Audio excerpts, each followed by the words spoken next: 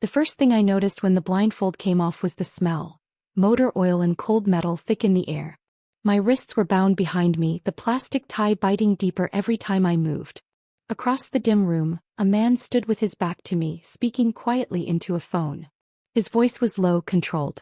When he turned, his eyes swept over me slowly, like he was assessing value instead of a person. Then his gaze dropped to my collarbone. He stopped. Mid-sentence. The phone went silent in his hand. "Where did you get that?" he asked. Not to anyone else. To me.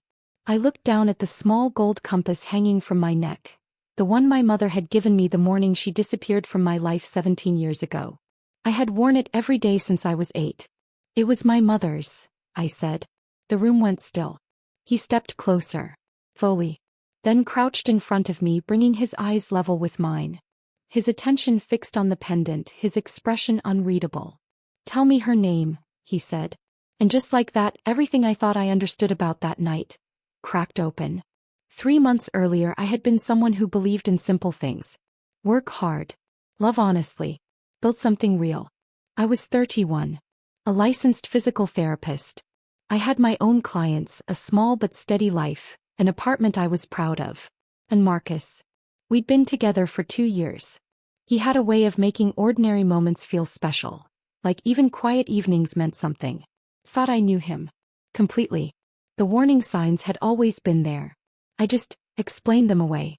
The long work trips with no details. The phone calls he took in the garage. The conversations that never quite finished. Always redirected with a soft kiss, a change of subject, a drink placed in my hand before I realized I still had questions. I told myself it was nothing. I told myself I was safe. My father died when I was 12. After that, my Uncle Gerald raised me. He wasn't unkind. Just precise. Everything in his world had structure. Order. Efficiency. He ran our home the same way he ran his finances. Clean, controlled, predictable. I was grateful for him the way you're grateful for a roof. You don't question it. You just rely on it. My mother was a closed subject. She left, he told me once. When you were 8. She chose a different life. And that was it. No follow-up. No discussion. I learned not to ask. The only thing I had of her was the necklace. I still remembered the night she gave it to me. Her hands warm against my skin as she fastened it around my neck. Her voice soft. "This belonged to my grandmother," she said. "It means you'll always find your way home." By the next morning, she was gone.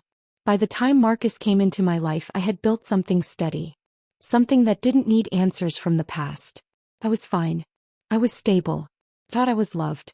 When Marcus asked me to go with him to a colleague's wedding in Savannah, I said yes without hesitation. When he suggested we take a week off, drive down slowly, make a trip out of it, I cleared my schedule. Packed a bag. Trusted him. We left on a Tuesday morning. And somewhere along the way, something shifted. We were outside Augusta when I felt it. Marcus went quiet, but not the comfortable kind of quiet. This was different. His jaw was tight.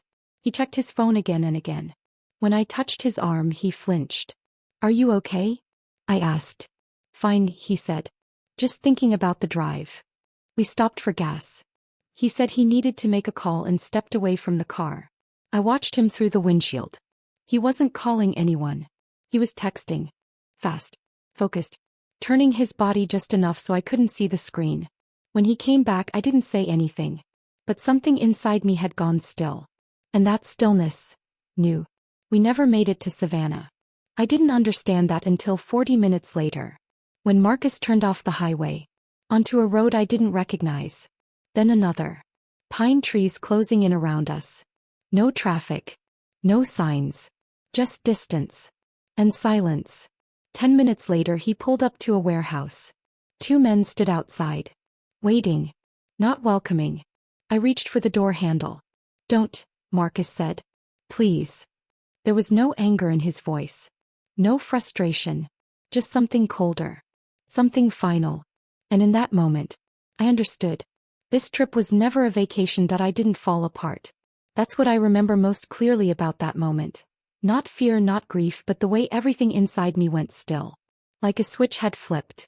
Like all the questions I'd carried for years had finally found their answers. And there was no room left for confusion. "Marcus," I said quietly. My uncle introduced me to Marcus. Declan didn't interrupt.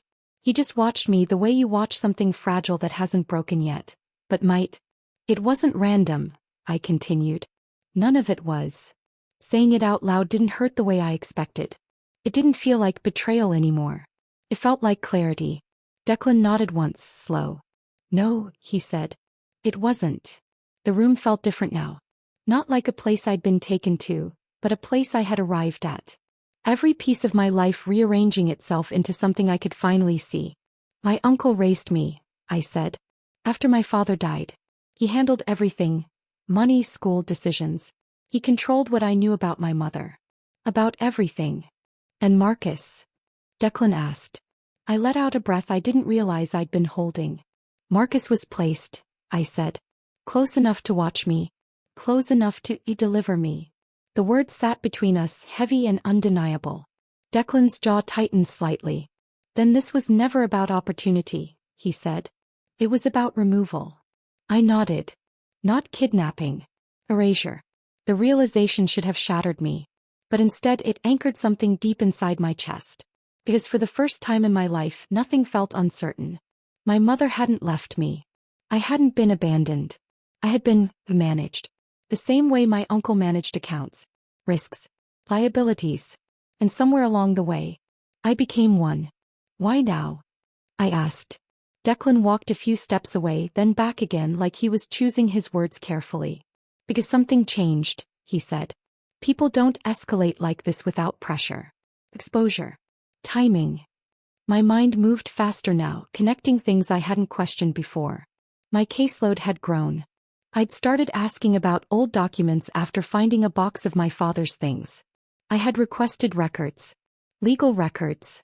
Custody records. I had gotten closer. Too close. He knew, I said. Declan didn't soften it. Yes. The truth landed clean. Not loud. Not dramatic. Just final. I looked down at the compass rose resting against my collarbone. My fingers brushed over it, steady now. This was never just a memory, I said quietly. It was proof. Declan watched me carefully. You understand what this means, he said. I met his eyes. It means I stopped being quiet.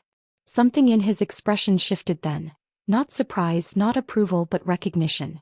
Your mother said something similar, he murmured. That hit differently. Not like pain. Like inheritance. I stood slowly, my legs steady despite everything that had happened. The room no longer felt like a place I'd been held in. Felt like the place I woke up. What happens now? I asked. Declan didn't hesitate. Now, he said, we make sure the people who tried to erase you understand exactly who they failed to remove. For the first time that night, I smiled. Not because anything was okay, but because for the first time in 17 years, I knew exactly where I was. And I knew exactly where I was going. I was past the point where falling apart would have helped. What I felt instead was something colder. Clearer. The kind of anger that doesn't explode. It settles. It sharpens everything. It makes you precise. My uncle arranged this, I said. It wasn't a question. Declan held my gaze for a moment before answering. Yes, he said. I believe he did. And Marcus? A tool, Declan replied. He was used. Probably knew very little about why. I let that sit. 2 years. Sunday mornings. Grocery lists. Inside jokes. The quiet intimacy of knowing how someone takes their coffee, how they breathe in their sleep. All of it, a job. I didn't cry. I didn't even feel surprised anymore. Where is my mother? I asked. Declan hesitated just briefly. I don't know where she is now, he said. But I can find out. The next 72 hours felt unreal. Not chaotic, focused. Declan wasn't a good man in any simple sense. He lived in gray spaces most people avoided.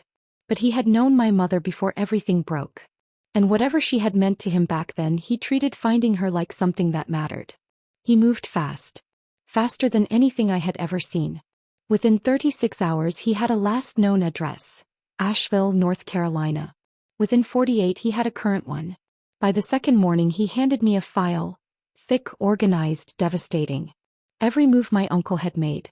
Every document, every manipulation, laid out with a clarity that turned suspicion into proof.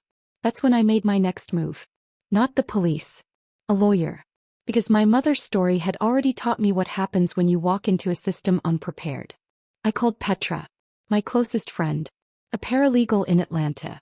The kind of person who feels everything deeply, but still knows exactly what to do. When I texted her I'm safe. Don't tell anyone where I am, she responded with a flood of messages. Half panic, half logistics. When I told her everything, she didn't waste a second. Within hours, she connected me to an attorney. Sandra Okafor. She was sharp. Controlled. Unimpressed by drama. Exactly what I needed. She reviewed Declan's file, asked for more, brought in her own investigators, and within 2 weeks she said something that stayed with me. This is one of the cleanest fraud cases I've ever seen. I didn't contact my uncle.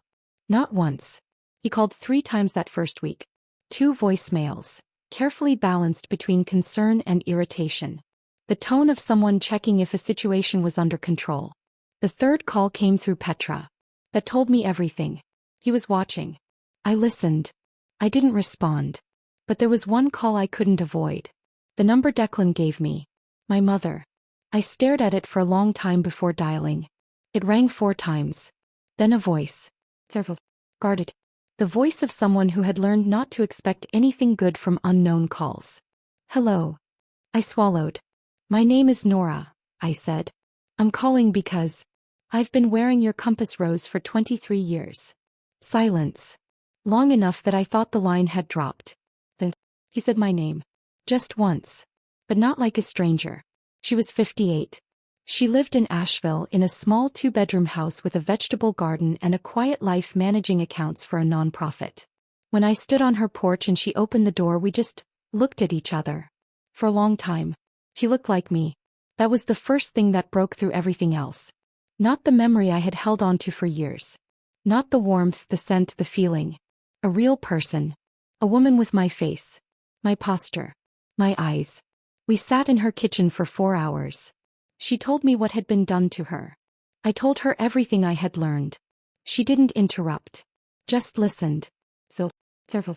When I finished, she sat quietly for a moment, then said, I looked for you, until I couldn't anymore. I need you to know that. I know, I said. Her voice broke just slightly. And then I just tried to stay alive, she said. Because I thought, if I stayed alive there was still a chance. I reached across the table and took her hand. There was, I said. The case moved quickly after that. Not fast in a dramatic way. But with weight. Sandra built it piece by piece. Financial records, falsified documents, custody manipulation, the disbarred attorney who had helped construct the lie. Everything my uncle had hidden started surfacing. He called one last time. 3 weeks after I stopped answering. This time his voice was different. Tighter. Controlled. Where? I don't know what you think you're doing, he said. I listened. Then for the first time, I spoke. I'm finishing what you started, I said quietly. And then I hung up. Yes, you do, I said. There was a pause on the line. Nora, you don't understand the full picture. I understand enough, I replied, my voice steady. I understand that you spent 3 years tearing my mother apart piece by piece. And then you spent 20 years raising me like it was some kind of favor. Silence. I understand that very clearly. He started to respond. I ended the call. Sandra filed the full complaint 4 days later. My uncle brought in the most expensive attorney he could find, the kind of name meant to intimidate before a case even begins. It didn't matter as much as he needed it to. Because this time the story wasn't his to control. I think about Marcus sometimes. Not often. Not in a way that lingers. But enough to understand what he was. He hadn't been chosen because he knew the truth. He had been chosen because he didn't need to.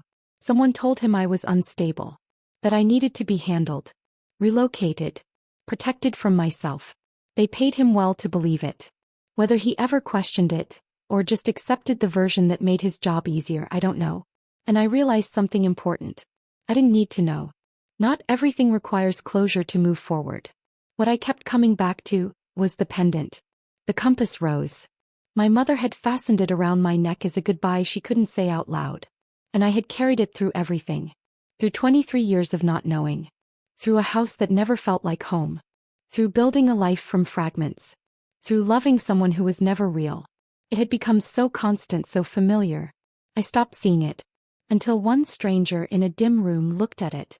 And everything opened. There's something I want to say. Hurry.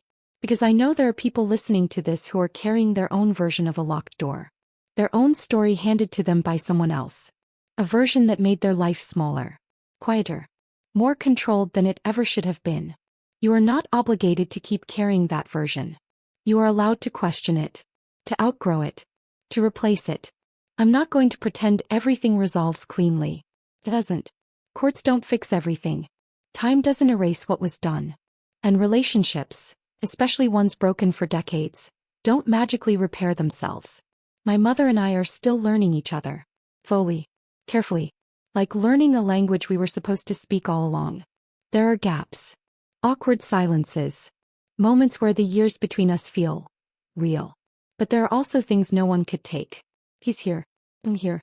And whatever my uncle tried to erase, the connection, the truth, the fact of where I come from, it's still here too. He couldn't sell that. He couldn't rewrite it. And he couldn't cut it away. 8 months later, I stood on a stage. The nonprofit my mother worked for was hosting an event. I had been nominated for an award, for pro bono work I didn't think anyone had noticed. I didn't know she had submitted my name. Not until I got there. When I stepped up to the podium, I saw her. 3rd row. Sitting straight. Watching me, not carefully, not guarded. Just watching. I paused for a moment.